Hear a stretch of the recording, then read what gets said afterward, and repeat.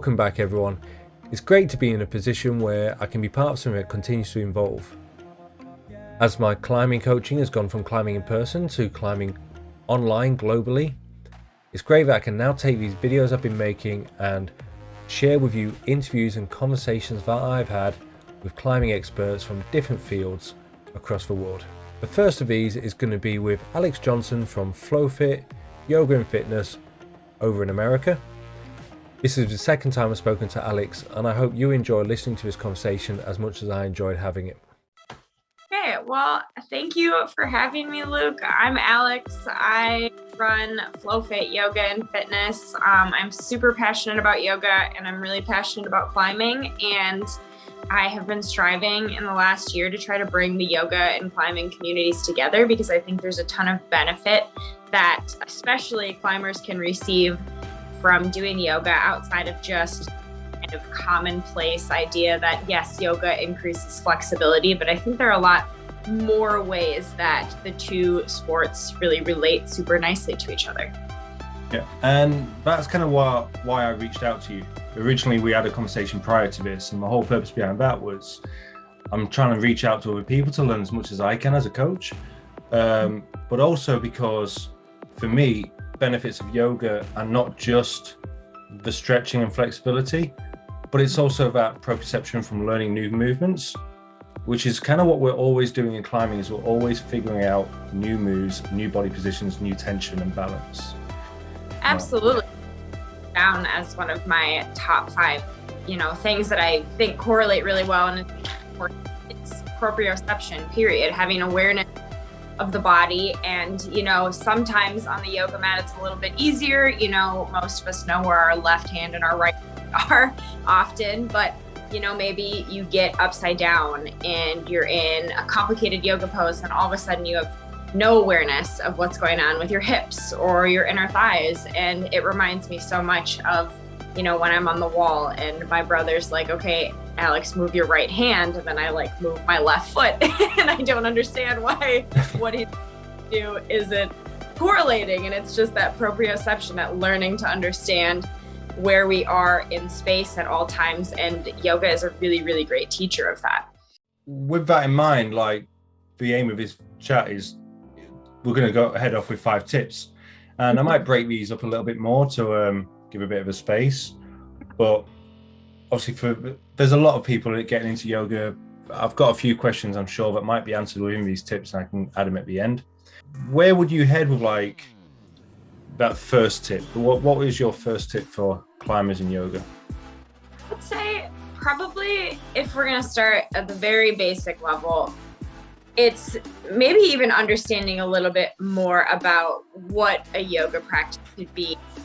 And at the same breath, what kind of flexibility is important for climbing. And we talked about this a little last time too, is, that's cool if you can do the splits.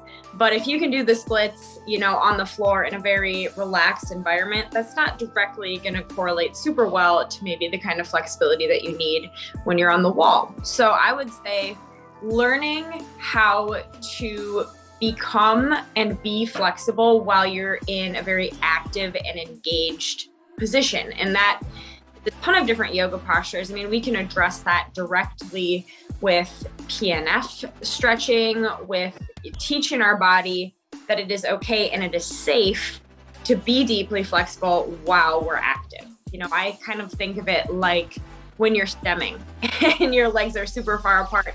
And sometimes I'll get into a really, really flexible position, but then no ability to engage to pull out of it. So it's that totally different realm of flexibility that we can work towards if we think about it and we try in our yoga practice, that I think more appropriately translates to being on the wall. It's not just about lying down and being as flexible as possible. It's that active range of motion. Yeah, and that's one of those things where for climbers doing yoga, one of the trends I often see is yoga is nearly always this very relaxed meditative thing done on the floor, usually sat trying to touch your toes or move in a position. And for myself as a climbing coach looking onto that, it's not that I'm questioning the value, but I'm trying to decide, is that specific and necessary? You know, if we're lying in a position totally relaxed, that can be nice for focus and meditation. But what is the end goal of adding this to a training regime versus doing it to relax? And I think that kind of being able to control the body in those positions, which is what PNF is about, isn't it? It's trying to have that proprioception awareness and actually be able to engage the muscles while in a stretched out position. For those people that haven't heard about PNF stretching, is realizing that yoga is more than just stretching, you know. Absolutely. And even thinking about maybe the kind of yoga that you recommend for people. I think you're right. And I think that just in general, for anybody that does a sport, that only yoga that they want to integrate is that very relaxed, you know, restorative practice. But that honestly might not even A, be the best way to gain flexibility, and B, isn't probably what most of us need. Maybe it is a little bit more of a power yoga practice where you know, a big part is just understanding, how do I engage my muscles while I'm in this stretched position? I think a really nice example is like a deadlift. A deadlift is essentially PNF, and that maybe will help people gain more mobility in a forward fold than just sitting on the floor and being flopped over would, you know, anyway. So I think there's just a lot of misunderstanding about like what stretching should be. There's a lot of new information about, you know, what is the most effective type of stretching, which personally I think for the most part usually is PNF or very active stretching. So maybe it's just getting that message across of like, what kind of yoga should we be doing and how should we be working our flexibility? And this is one of those things where, for myself, when I'm programming for people, it's obviously it has to be sustainable. So it has to be something they enjoy.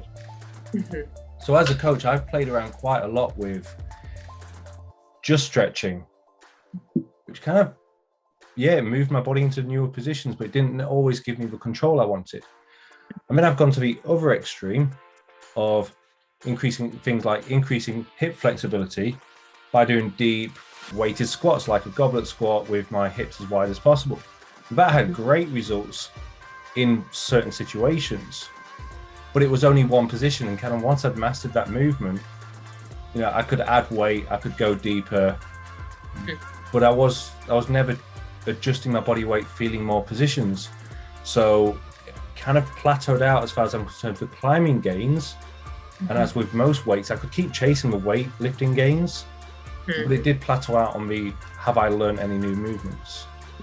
And this goes back to something we mentioned, right, you know, pre-talk, if you like, and so on, is for me, this is the thing where we're trying to improve our catalog of moves, which comes through flexibility and strength. Right. Cool. And again, back to that, like, you know, having the right type of yoga and even having the right instructor. You know, one of my favorite things to do is like make up new postures and poses that I've not seen in a class before, and people will reach out to me, oh my gosh, what is that called? That's a new pose. It's just another way to move your body. It's just having that, you know, infinite level of range of motion and being able to be fluid no matter where your body is in space, which is the absolute beauty of climbing as well. In a similar way to maybe people who don't really know about PNF or understand active stretching, you kind of touched on it, being able to put your foot really high. So this is a little bit more specific, but it's the idea that in a lot of yoga, whether or not people realize it, we do a ton of what is called core compression, which some climbers tend to know what it is, but for the most part, I think people generally think being able to put your foot high is completely a function of flexibility, when in fact, I think it's a lot more of a function of strength and that ability to use the front line of our bodies and our front muscles to fold our body in half, to compress, is super, super key. And it's a learned skill of kind of being able to draw the internal organs in deeper, to engage the muscles rather than just thinking how flexible is the back line of my body, but teaching people to say, okay, how do I use the muscles in the front of my body to get my foot really high, which is something that we do, you know, whether people realize it or not, a lot in yoga. And I'll cue very specifically is, you know, that active pulling in and building that core compression in the front line. And just because somebody can do 1,000 sit-ups doesn't mean they have any ability to do core compression. So that's kind of a nice sneak I like to give people. Yeah, definitely. And this comes along my line of like, body tension isn't holding yourself still for 2 minutes. Like, okay, being able to plank for 2 minutes, that's cool, but can we make it harder? Can we learn new moves? Can we add things to it? But what you're saying about like the core component of flexibility, I was actually reading a paper not too long back about genetic flexibility and the way our hips evolve throughout puberty, depending upon our sports. Really interesting one. I will reference it. But essentially, it says that some of us will kind of fit into category of doing yoga, martial arts, and those kind of sports, flexible sports. And those that do a lot of running will develop narrower set hips, tighter hip joints.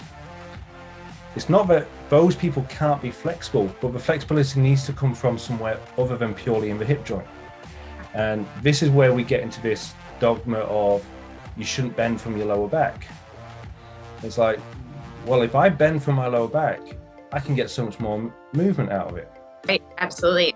Alignment of our pelvis, which was, none of our choice when we came out of the womb, is going to totally affect whether or not it feels better to bend from the low back or to have your legs really straight. It's not that one size and one regimen fits all for sure. Yeah.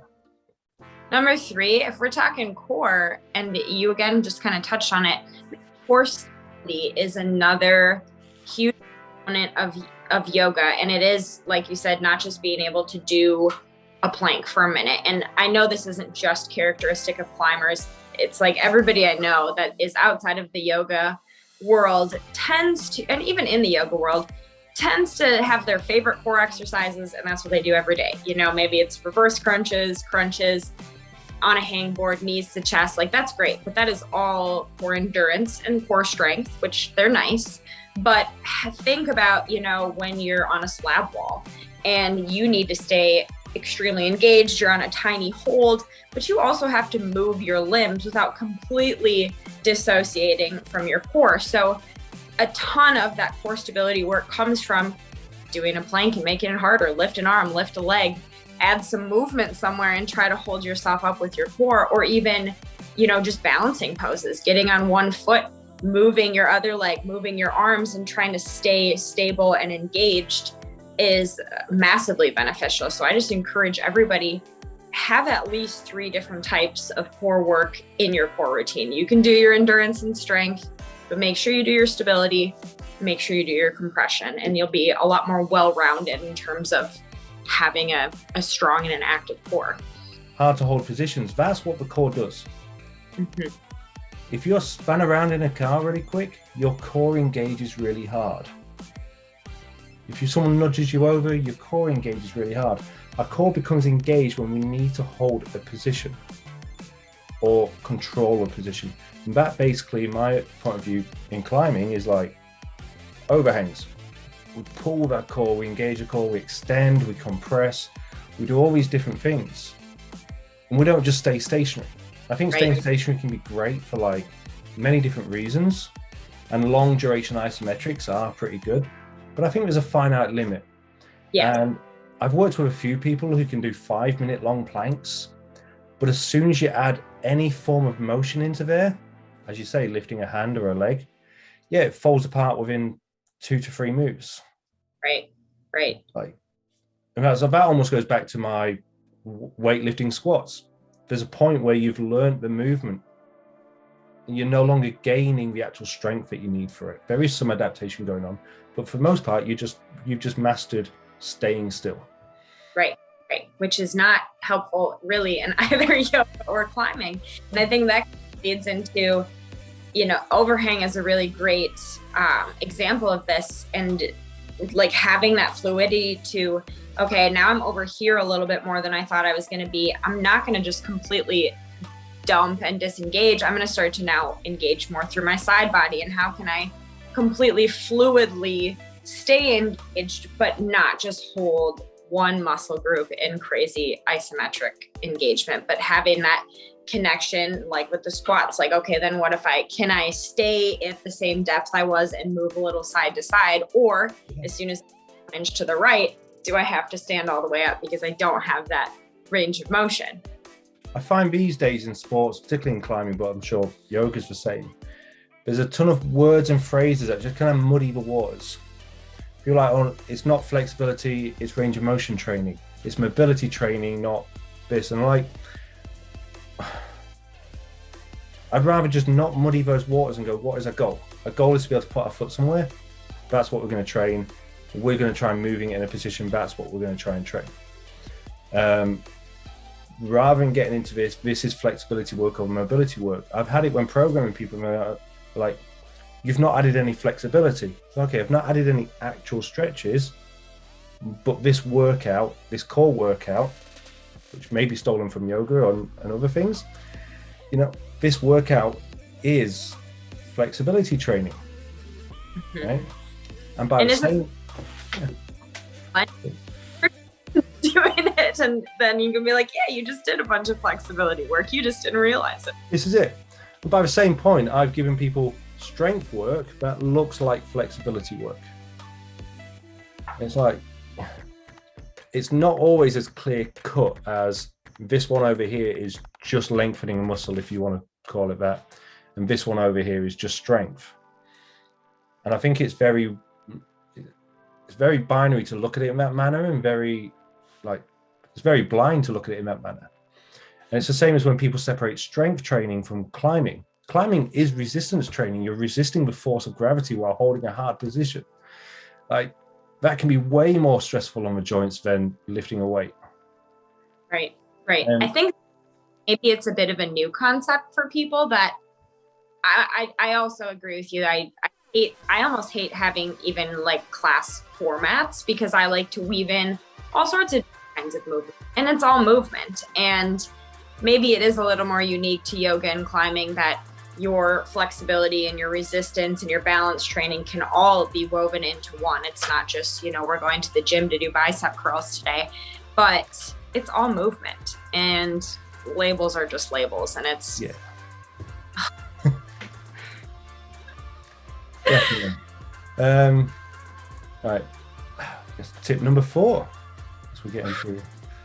Okay, tip number 4 is one that I'm pretty close to, because I deal with some fear issues when it comes to climbing. So I would say that a huge aspect of a yoga practice is breathe, and learning how to breathe through discomfort.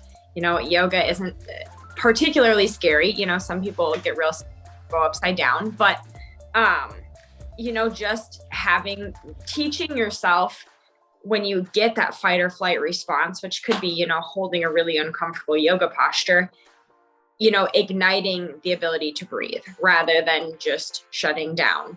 And I see that with my brother, who's a very talented climber, and my husband, who they just muscle their way through and their faces start turning red because they're not breathing, and you have to remind them to breathe. And I think that for me, that fear takes over, and it's so, so important that my body can just now start to automatically kick on breath rather than hold the breath, get pumped out, panic, take a fall. Yeah, and I think it's one of those things, like you say, controlling the breath, which is really important. That for me is the thing. It's not, people sometimes get it muddied with, you must always be breathing.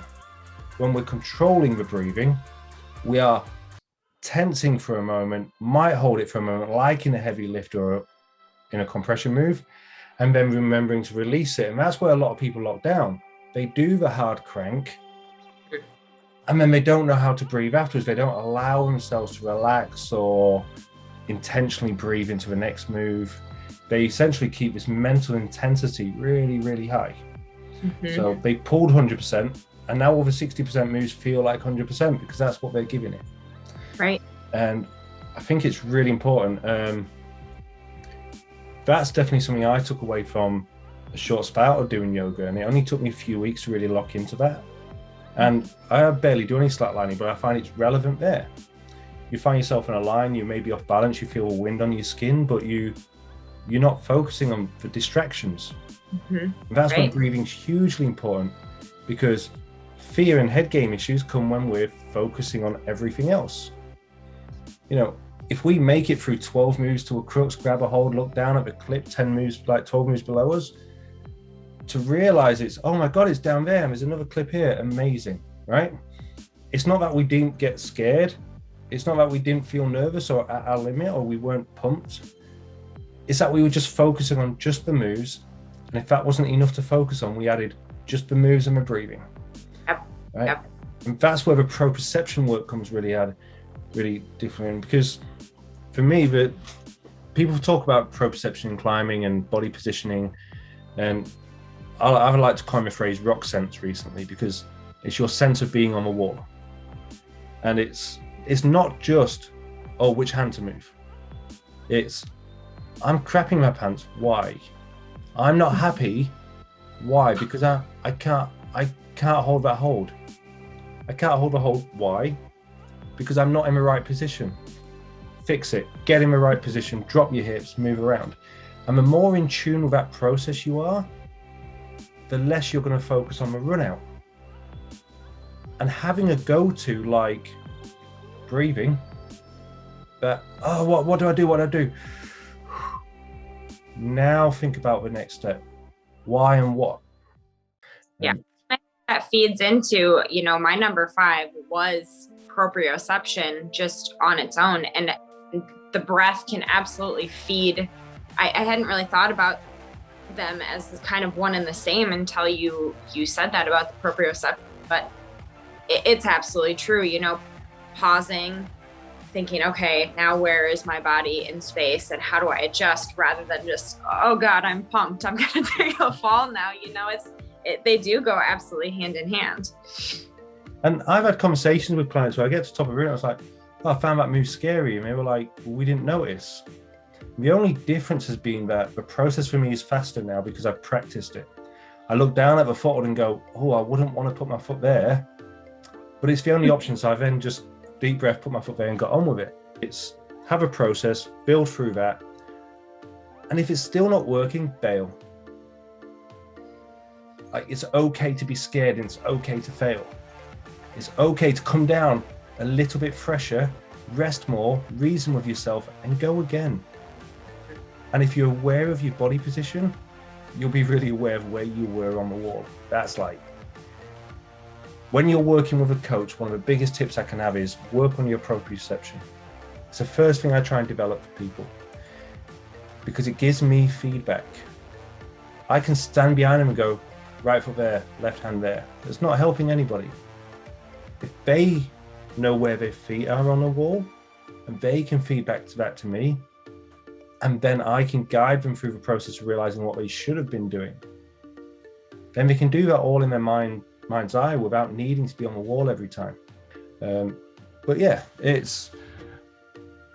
think that's one of the things people say, you need to work on your awareness, you need to work on this, you need to work on self-reflection and visualization, but they don't go too much in depth into that. And I think if people are wanting and some people don't get that you need to do it easy. Like, you can't work on self-awareness while pulling hard, but you could do it on a yoga mat while trying to figure out your balance position and where your hands and limbs are. Absolutely. And that's a way less pressure situation than I'm going to get on the hardest lead climb I know how to do and then see if I can figure it out. Right. I did have a couple of questions get back to me. I put them out on Instagram, so I had a couple. Yeah. One climber said, tried yoga a bunch of times, could never really stick it more than a few weeks. Sure you get that from all walks of life? Recommend. Well, I guess I have a couple of questions for him. You know, did you try one type of yoga? Did you just do one type of yoga the whole time? Did you experiment with different instructors? Because there are plenty of instructors and formats of yoga that I would not be able to stick with, even as a yoga professional, because I get bored very easily. And I would say, get a more exciting instructor, play around with different types of formats, you know, find what works for you. And I think maybe something similar to, you know, the advice and the routine you gave me for hangboarding is just start in small doses. You know, people jump on their mat and they're like, all right, now I got to do 60 minutes of this a day. Well, that's a really great way to not ever build a consistent routine. Yeah. Get on your mat and wiggle your body around for 5 minutes. It's great. You're doing yoga, and don't put more pressure on yourself than that. And I think that's partly, it might be universal in other industries. I've had the same in most industries I've worked in, but I feel like climbing's got it more. And it's this search for the golden bullet, right? And people go, I've discovered yoga, let's do it. And they sack off climbing and do 2 1-hour yoga sessions a week for 2 weeks, come back burnt out, too tired, bored, fed up, done it too much. It's the same as when people go all in on a brand new diet that doesn't suit their lifestyle. It's like, it doesn't work. And when people move on, like, it's like right now there's a hangboard twice a day for 30 days program going around. Everyone's doing it, and because they're seeing some gains because they made changes to their routine. New stimulus, you're going to see some adaptations, but it's not sustainable for like doing that for a whole year round. Right. And the reasons why people might be getting gains might not be the reasons they think. They're just throwing all in. Right. It's something different for a couple of weeks. Of course, your body is then going to feel some changes, and maybe then because you break from the other thing that you were doing, you're starting to feel, it's balance. It's totally balanced. And right. I've always felt something like yoga can complement and should complement climbing really well. But again, if we just have our 3-4 sessions a week and we slap an hour or 2 hours of extra activity, regardless of how restorative they are, we're still using our body. And so if we're going for like, that then becomes like we're doing 4 times 3-hour sessions, 12 hours a week, plus two yoga. And the bodies are not ready for it at that point, and they kind of find it quite hard to do one or the other. And I was thinking, if people started out with, like you say, 10-15 minutes yoga, 2 stretches, start out with 2 stretches. That's why I think the yoga instructor could be highly more beneficial than a group yoga class sometimes, because you get something more personalized. But then additionally with that, you've got notification interrupting me again. But then you can build into that half an hour a week, an hour a week. And then you've got something that's really sustainable, really beneficial, maybe a morning routine or afternoon routine, warm up for your climbing or a cool down, depending upon what you're trying to do that day. Right. And then I think the more freedom you can give yourself and like grace you can give yourself in terms of that, the more you'll start to know when your body needs it. There are weeks where I'm like, I'm not going to climb this week because my body is just dead, and I'm not going to beat myself up about that. Or there are times you're like, well, all I need is action. And the more you can understand about what your body is asking for, the less of the other stuff, the side stuff that really isn't benefiting you, that you have to do. You can just kind of skip that. People, even in the yoga world, people will ask me all the time for restorative classes, how often are you doing a 60-minute restore on yourself every week? I'm like, I don't. I feel my body, and if this part's tight, then I stretch that for, and then I move on with my day. This is it. And I think it's the same with me. And when I'm doing stuff for like old injuries, I wasn't that careful with my body when I was younger, so I've got a few tweaks and pains now, that particularly when I'm tired of rear heads. But I'm not doing rehab and prehab and antagonistic. I'm not doing that stuff all year round. And I think when you add the list of things that climbers should be doing, apparently, we get to this mammoth. Yeah. Yeah. I actually worked through that with a coach I'm mentoring recently, and we listed a lot. We filled 2 A4 pages, just bullet pointed activities that we could find online that every climber should be doing. And it just proved a point that like we need to be doing climbing and supplementing, just like supplementing a diet. And I've said this a million times, if you haven't got any other way of working flexibility, or you really don't enjoy doing the stretchy climbs and you'd like a different way to work it, yoga is going to be great. If you need a bit more core tension, or you're not getting that much in your climbing, it's going to be great. If you're really struggling to remember to root read, and I think this is for me a connection people don't always make, doing another activity that involves movement, be that dancing or yoga, could be really beneficial. Right, so if people want to get in touch with you and learn about yoga and maybe even having a session with you, where can they get hold of you?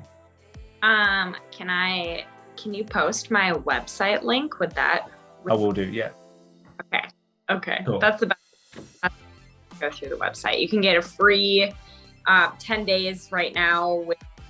Easily get in touch with me about a one-on-one session, and we can find out what you need and figure out where the best approach is for you. Thank you for listening. To learn more about yoga and its benefits for climbing, please head over to Alex Johnson at FlowFitYoga.com, and also don't forget to check her out on Instagram at FlowFitYogaAndFitness. And if you'd like to learn anything more about climbing coaching or our online courses and services we can provide, check us out at climbing.coach on Instagram, or visit our website at www.rockfaceadventures.com, where you can also learn about the local services we provide here in the UK, from coaching and guiding within the Peak District and in-person coaching within the Nottinghamshire area. Thank you. Goodbye.